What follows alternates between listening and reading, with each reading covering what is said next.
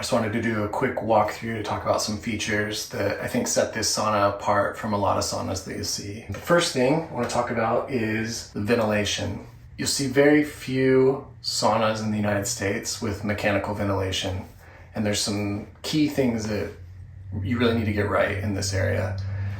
The first thing is we have this vent that's up above the heater. In the wall, it has a periscoping vent. It's bringing in cold air without hot air from the heater pushing out through this vent.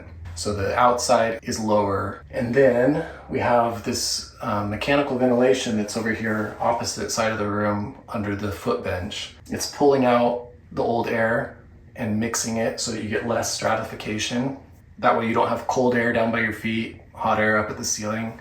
It's pulling in fresh air, mixing it, and sucking out the old air. This can also be set up to turn on automatically as the sauna heats up, so that you can set it, you never have to think about it again. And it will also stay on after you're done using the sauna to help dry it out until the temperature drops below your preset. The next feature is the Hume drop heater. The reason we chose this heater is because of the open mesh design. The whole thing fills with rocks, and it's radiating heat from a lower level than just a heater that has rocks set up on the top of it.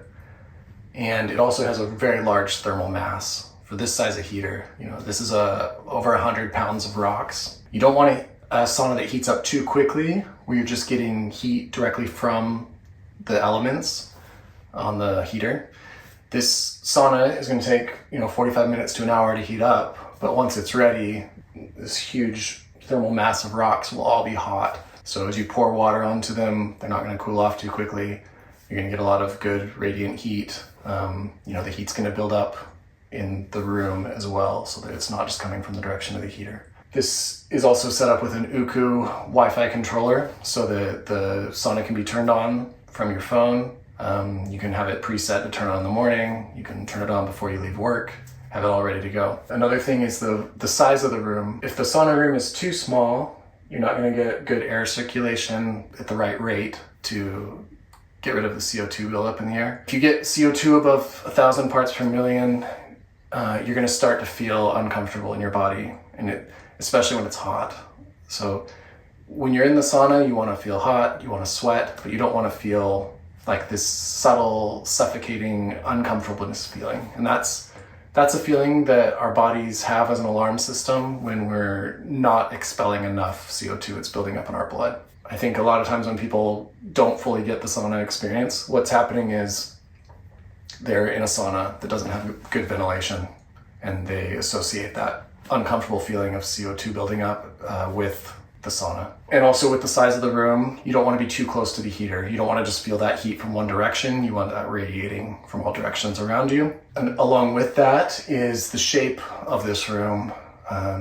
If you've seen other saunas that have this modern Scandinavian look with the big window on the high side of the roof, everyone that I've seen, the ceiling is higher on that side, which is the worst design for a ceiling in a sauna.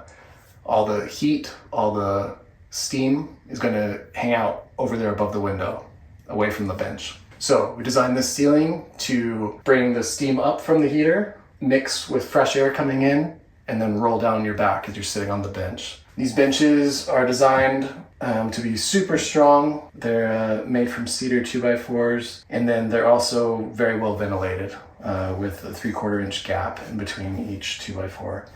And there's also gaps on the sides against the wall to allow the wood to dry, and there's a large gap in the back. And then there's also no front on these benches, so that it's easy to clean underneath the benches. It's easier for air to circulate. I think a lot of times people put covers on these to make it look nice, but I think that negatively affects the function of the sauna. What I love about saunas is it's that combination of design and function. Both need to work really well together.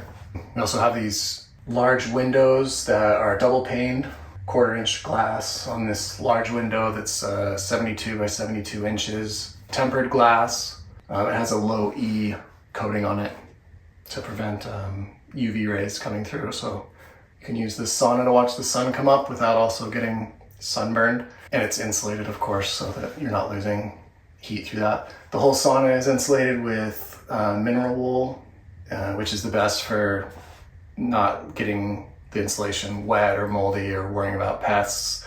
The inside has an air gap behind the ceiling in this back wall. There's a furring strip in there so that the wood is separated from the vapor barrier. And that allows the wood to radiate heat and to dry easier. And then the whole thing, of course, is lined with a vapor barrier of foil. This is Western red cedar, a tight knot cedar. This kind of more rustic look on the inside, which I really like. This inside is untreated, but we can do a mineral oil treatment to kind of help with staining. And then as this is heated up over time, there'll be some minor shrinkage in the wood, and the wood will also darken from the heat over time. It almost becomes like a thermally modified wood. Then it has a standing seam roof that is, a 40-year roof. This will require very little maintenance, but it's been built to last, for generations with maintenance. Every, rocks need to be replaced after 5 or 10 years. The heater will need to be replaced after 20 years. But those things are kind of modular and can all be done as a normal maintenance. The outside is tight knot cedar where it's wood, and then there's also LP siding. And the LP siding has a grain to it. It's painted, it looks really good, it matches the whole building, but will last 50 years. We've combined, technical things that need to be right to make the sauna the best experience you can have and to last a really long time with those design elements. So those both need to really come together well, and that's what we've done.